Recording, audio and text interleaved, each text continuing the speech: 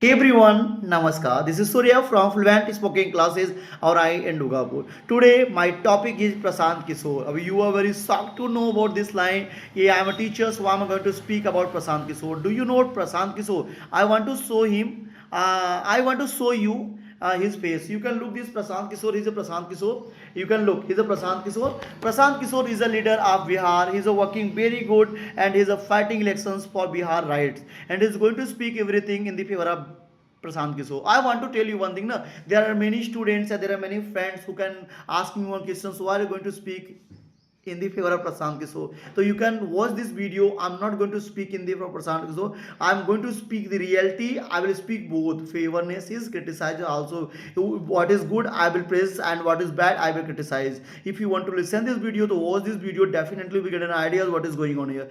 First of all, I want to tell you one thing. Prasant Kishore. So Prasant Kishore was not a leader. Just you can look this Prasant Kishore. He is a Prasant Kishore. He is such a leader who is working very hard in Bihar continuously. He has been working in Bihar for 3 years for becoming a CM candidate. Right now, no more doubt from Jan Suraj, he is a CM candidate. And if Jan Suraj is going to get majority in Bihar election, so he will become Chief Minister of Bihar. No more doubt. Just you can take name of Nitish Kumar. So I want to say you one thing. Nitish Kumar is not going to become Chief Minister this term. Why? Because you can check his mentally problems right now what is going on here.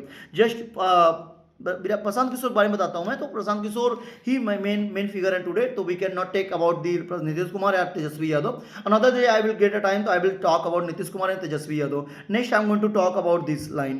तो Shahabad district के बिहार के रहने वाले हमारे प्रशांत किशोर हैं. 1977 में उनका जन्म हुआ था. राइट नाउ वो 48 साल के हो चुके हैं. उनकी माता जी का नाम सुशीला पांडे है. पिताजी का नाम श्रीकांत पांडे है. अब you can know this line कि ही इज अ पांडे, मतलब he had hidden his name in Bihar because he knows one thing very well. If he show his name in Bihar, his caste, so he cannot get a lot of vote because Bihar is a casteism state which always work as a caste wise. Now you can take name of Lalu Ji. Lalu is working as a caste. You can take name of Nitish Kumar is working as a caste. BJP is not going to form government alone in Bihar due to caste because BJP has not a personal and especially any caste vote. That is why he is not going to work very well. Just I want to say you one line कि his wife name is Janvi Das.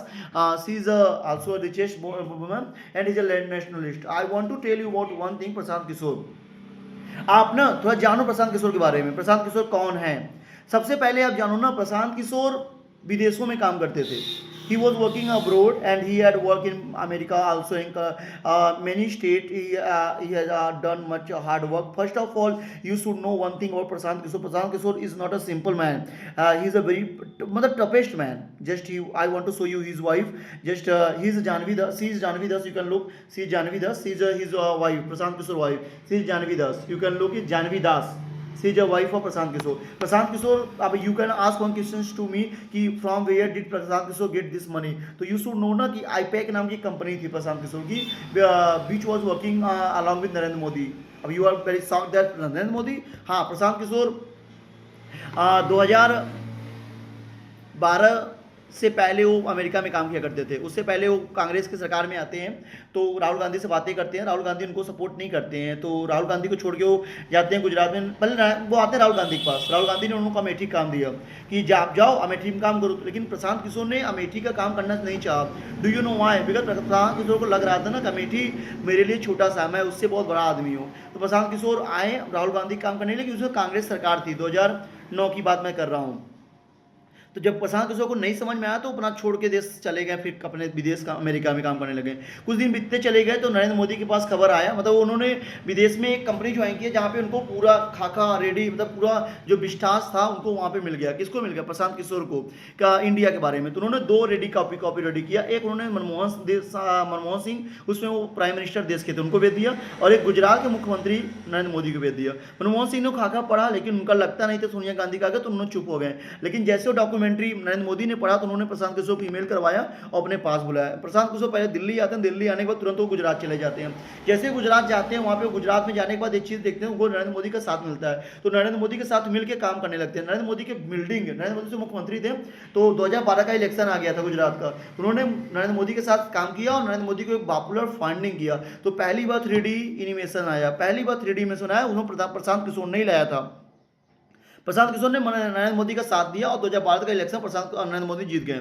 जैसे नरेंद्र मोदी 2012 का election जीत गए, उन्होंने अपना routine change कर दिया और दिल्ली की तरफ वो कूच कर दिए। अब वो प्रधानमंत्री बनना चाहते थे और आप जानते हो प्रशांत किशोर के साथ काम कर रहे थे। प्रशांत किशोर एक बहुत लॉयल इंसान बन गए थे और right hand of Narendra Modi थे उस समय। और ये बात अमित शाह को अच्छी नहीं लगती थी क्योंकि अमित शाह चाहते थे कि नरेंद्र मोदी का राइट हैंड मैं ही रहूं, लेफ्ट कोई भी बन जाए, लेकिन राइट हैंड तो अमित शाह प्रशांत किशोर थे। उससे नरेंद्र मोदी को चाय पे चर्चा प्रशांत किशोर ने ज्ञान दिया था।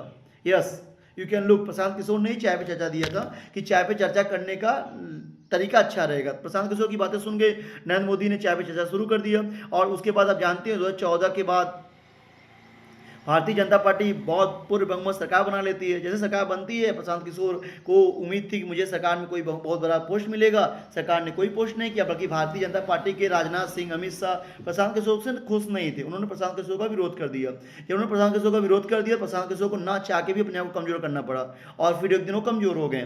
और उसके बाद प्रशांत किशोर अमित शाह से चिढ़ गए और वो वहाँ पे लौट के आते हैं कुछ बिहार में और नीतीश कुमार का साथ देते हैं कि 2015 में अमित शाह ही सर्वे सर्वा थे बीजेपी के, तो उनको लगा कि इनको जीतने तो नहीं दूंगा। और नीतीश कुमार से मिलकर प्रशांत किशोर ने हाई वाई टेंड किया और उसमें बीजेपी का बहुत बड़ा रोल था चुनाव जीतने में, लेकिन फिर भी प्रशांत किशोर ने बीजेपी को हरा दिया। और जैसे प्रशांत किशोर ने बीजेपी को हरा दिया, आप तो समझ ही रहे होंगे, 2015 में प्रशांत किशोर नंबर 1 के हीरो बन गए क्योंकि उन्होंने मोदी जी को जितवाया था अभी 14 का। अब 15 में मोदी जी को हरा दिया, इससे लगा प्रशांत किशोर ही करता धरता थे भाजपा के, और भाजपा थोड़ा कमजोर हो गई, बैकफुट पे आ गई। लेकिन इतना चलता रहा। उसके बाद प्रशांत किशोर ने स्पेशली ज्वाइन कर लिया इस जेडीयू को, और जेडीयू ने उनको, नीतीश कुमार को वाइस प्रेसिडेंट बना दिया अपना जेडीयू के पार्टी का। उसके कुछ दिन बाद उन्होंने एक रूल दिया और यूपी में राहुल गांधी के साथ मिलकर 2017 का चुनाव लड़ना चाहा। तो वहाँ पे 2017 में अखिलेश यादव आपके राहुल गांधी के साथ में काम किए, तो वहाँ पे एक टाइटल दिया गया था यूपी के 2 लड़के।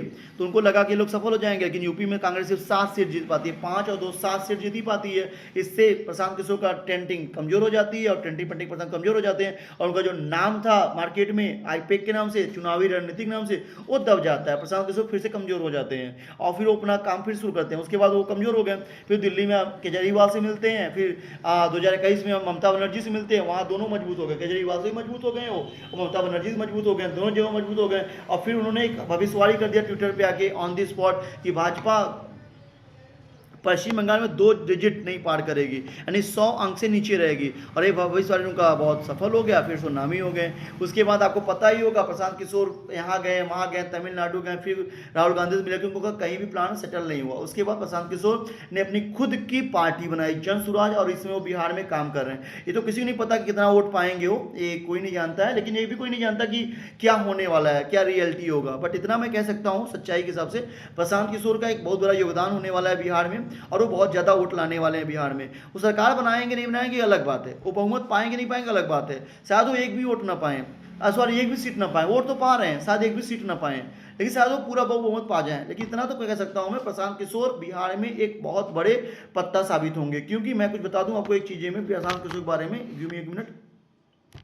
देखिए, मैंने एक चीज़ नोटिस किया प्रशांत किशोर के बारे में, जो मैंने आपको बताना चाहना है कि देखिए प्रशांत किशोर बिहार में इतना काम कर रहे हैं, वो 3 साल उनके जो लोकप्रियता है वो सम्राट चौधरी से भी ज़्यादा है लोकप्रियता। अगर मैं कई तो मैं बातें करूं उनके बारे में, अगर उनका मैं कई सर्वे देख रहा हूं, अभी मैं आज तक का सर्वे देख रहा हूं, और मैं सी पोल का भी देख रहा हूं, और न्यूज नेशन का भी देखा, तो जो सर्वे है प्रशांत किशोर का, वो सर्वे सबसे बड़ा है।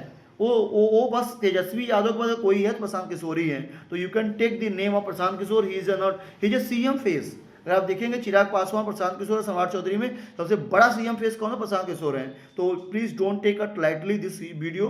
If you want to know this ideas, so I want to tell you only one thing: Prashant Kishore is not a simple player. He will be a big player of Bihar government. Thank you so much. Bye bye. Namaskar. I will meet you another day. Thank you so much. Bye bye.